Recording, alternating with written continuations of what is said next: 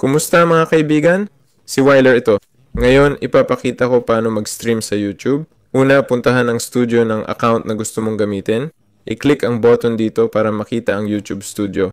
Sunod, pindutin ang gumawa at mag-live. Okay? I-click ang kopyahin sa tabi ng stream key, tapos buksan ang streaming app mo. Sa akin, OBS Studio, gamit ko. I-download ito o kunin sa Steam. Dagdagan ng screen capture, tapos output capture para sa speakers. Okay? Ganito dapat ang itsura.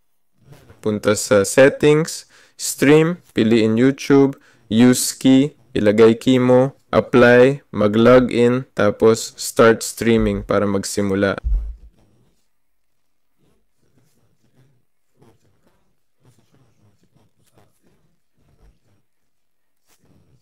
Ayun.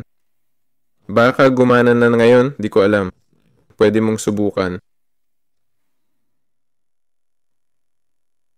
Ayan, nagsimula na ang stream ko. Yun lang yun. Si Wyler to. Paalam sa lahat.